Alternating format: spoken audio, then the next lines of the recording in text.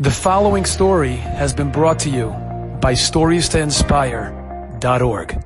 In Israel, the Israeli army has a system where the boys come in at a young age, drafted to the army, and then after 5 years or so of service, they're given a year of chofesh.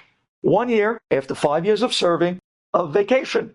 And at that point, on the cheshbon of the Medina and on the cheshbon of El Al, they are given a year off that they can fly anywhere in the world they want. They can go anywhere. And they literally give them a year sabbatical of vacation to enjoy. Shema Yisrael, what happens in that year to these guys? Oy. Where do they go to? Well, the more adventurous guys, they go out to Africa. They try to put their training into the jungles. Some of the less adventurous guys, they come to America because every Israeli wants to see Los Angeles. So they go everywhere. They come to America, to Los Angeles. They go out, Chas v'Shalom, they go out to Thailand. They go out to Europe. I don't want to talk. It breaks my heart when I talk on this point. We lose so many guys in that year. It's a terrible thing. But many of them, believe it or not, go to India. And you wouldn't believe where in India they go. They go to the monasteries of the monks in the mountaintops of India. Because many of these guys who weren't brought up religious, they're searching and looking for truth. And they heard that there's these monks that actually in India, the monasteries, they sit on the top of mountains with their legs crossed in a pretzel, which is very painful, and they put their fingers like so, and for hours, and they meditate, and wow, they must have something special to do that. They must have the truth. So when these Israeli soldiers heard that there are these monks in the monasteries in India, many of them, to blow your mind how many, actually fly out to India that year, and they spend the year in the monasteries with the monks. And what do? They come into the monastery and they say, we want to embrace the truth of your religion. They bring them in. They shave their heads completely. So now they're completely bald. They give them that long silk outfit because in the monastery of the monks, everyone dresses the exact same. And then they begin to teach them meditation, and they give them different times to go out to the mountaintops to overlook the beautiful scenery of India in the Indian mountains. And it's there that little by little, they start to pull them closer and closer to whatever they preach their religion is. And most of the time, they don't let them out. Rabbi Shlomo Carlebach, many years ago, he heard what was going on. He heard that there was so many Israelis that went out to the monasteries of these monks in India. He said to himself, I got to do something. I want to save these guys. How am I going to save them? How am I going to get them out of there? You know what he did? He flew out to India and he went out to this mountain where the monasteries are of the monks. He climbed the mountain and he came to that big iron door. You can imagine what these monasteries look like. And he pulled the bong. Bong. You ever see that? Bong. That's the front doorbells of monasteries. And then a little window opens up. Yes, can I help you? He says, I'm a rabbi from America. I am searching for the truth. I hear that you have the truth. I'd like to spend 3 days with you to try out your religion and see if it's more true than mine. They said, Rabbi, our biggest pleasure. They open the door. Rabbi Carlebach comes in. They say, Rabbi, for 3 days we'll allow you to stay here on a pass. After that, you have to embrace our religion. We're going to shave your head. We're going to shave your beard, shave your peot, and we're going to give you the classical monk silk robes. Okay, that's the deal. I'm here for 3 days on a pace. Now, Shlomo Carlebach comes into the monastery. The place was huge. There must have been over 1,000 guys walking in and out. And no one talks. They simply had their hands in their sleeves, with their head on the floor, looking at the floor, walking back and forth. No talking. Silence. He says to himself, how in the world am I going to find the Israelis that are here? How am I going to get them? How am I going to get them out? He had worked out that in 3 days from then, there were going to be a few Israelis that he came with jeeps at the bottom of the mountain. And if he can pull guys out, they'll be able to save them, to take them back. How in the world is he going to do this? Everyone looks exactly the same. They're all their head shaven with the same outfit. What is he going to do? He came up with a great idea. that first night that he was there, he was sitting in the corner, and everyone in the room was just humming to themselves, talking to themselves, meditating.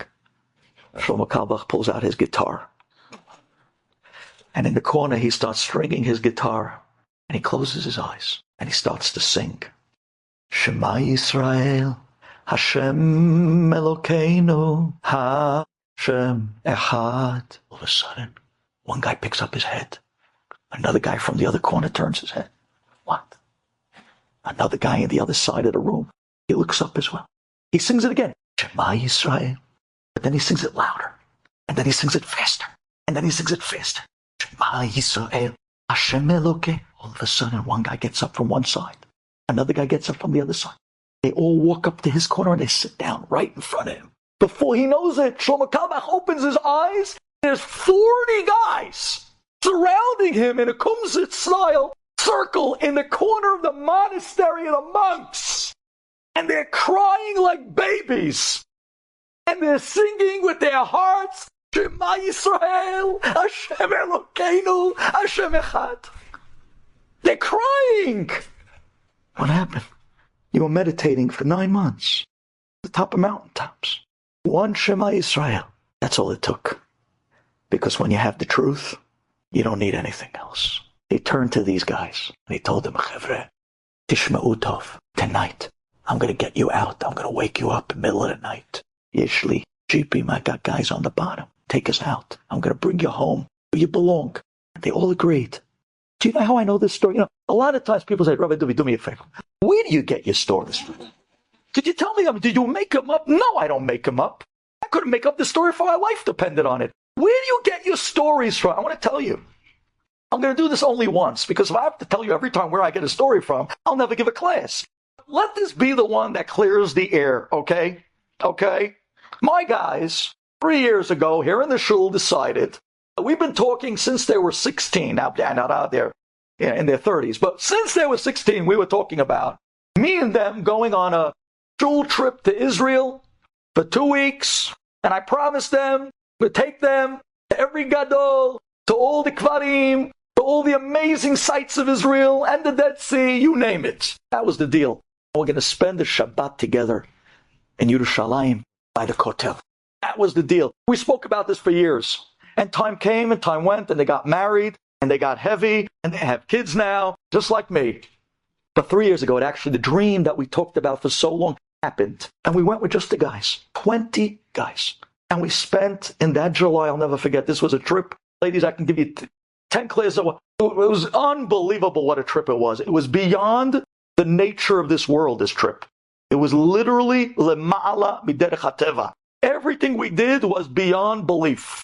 It was like God opening doors every inch of the country we went to in ways that we didn't believe. And then Friday night, we were there by the Kotel together. We had one of the Hamras as the Hazan singing by the wall. We had the guys with their eyes closed, singing their hearts out. When it came L'Chadodi, we went arm in arm with all the soldiers that showed up. We were dancing with the soldiers, L'Chadodi, as the guys were singing together. There wasn't a dry eye in the house. This was a memory that none of the guys will forget. And after Tefillah, we went back to the Rova HaYehudi, to the Jewish quarter, to eat Friday night meal. We rented a rooftop of one of the local houses that looked right over at the Kotel. And that was going to be our Friday night meal. We came to this house and we walked up some 3-4 flights. And literally when we walked out to the rooftop, we were so close looking over the Kotel, we were able to reach out and touch it practically. That was our Friday night meal. The Zmirot, looking at the Kotel, singing. It was not normal. And then the Balabayit of the house, the one who rented us the roof, comes up for dessert. He brings a plate of cake with him. And he says, "Hi guys, where are you all from?" Now we'll look at this guy. What? We thought the guy was an Israeli. We had no idea. He was talking with a Brooklyn accent. Where are you all from? I always say we're from Brooklyn. And this, and there's always one guy that says I'm from Sham, But anyways, we went around the whole room. Finally, with the Brooklyn accent, he says, "So guys, how do you love it here in Israel?" I said, "Oh, we love it. If our wife and kids weren't back home, we would stay." He says, "Oh, you have no idea how many people told me that." He says, "I want to tell you my story." And he looks at us and he says to us, "I was an Israeli soldier I came to Israel looking for roots. I didn't know where to look. I wasn't religious. And I went into the Israeli army. After 5 years, my quadrant of friends decided they're taking a year off. Israel flies you anywhere. I went with them to India. I went to a monastery with the monks. And I sat there for 9 months. And I said to myself, I found the truth. I'm staying here forever. Goodbye, Israel, and goodbye, Judaism. And this guy, Chaim David, my name as well, I couldn't believe it. He says, I want you to know, one night, this rabbi comes walking into the monastery of the monks. He had long hair with a long payot and a long beard. And all he walked in was jeans, a t-shirt, and a guitar. And we said, wow, that's a funny looking rabbi. No one would talk to him because you're not allowed to talk to anybody in the monastery. You just walk around and all the time. He says, that night, the rabbi sat in the corner of the room. And while everyone was meditating, he pulled out his guitar and he began to sing, Shema Yisrael, Hashem Elokeinu. He says, those words hit me like lightning bolts. I started to palpitate. I didn't hear Shema Yisrael since my bar mitzvah. He says, something took me. My heart started to beat and race. I said to myself, what am I doing? I looked at myself with my head balded in silk long monk clothing. And I said, what am I joking? I had the truth inside of me all along. I broke down crying. I jumped up. I ran to that rabbi. I wanted to hug him. They were watching me. So I had to be very subtle. I sat down with another 30, 40 guys. We all looked at each other, and we were all the Israelis and the Jews that all came running to the cry and the call of Shema Yisrael, to the truth. And the more he sang, the more we cried. Guys, I want to tell you the end of this story he told us. That night, the rabbi came around waking us up. He didn't have to wake us up. Nobody was sleeping. We were humming, but not the humming of the monks. We were humming Shema Yisrael in our beds the entire night, waiting for him to call us. We got up in the middle of the night, and very quietly we tiptoed out of the monastery. We went barefoot down the mountain, and there were a bunch of Israelis there with trucks and jeeps. We all jumped in and we screamed to them, Baita! Take us out! Get us out of here! Take us home! Makaralanu, what happened to us? How did they get into our heads like this? How did they get into our bones like this? How did they get us like this? The Goyim, how did they get us? We have the truth. We have the light. We have the menorah. We Klal Yisrael. Shema Yisrael. And that's how I came back to Israel. And I stuck with that rabbi.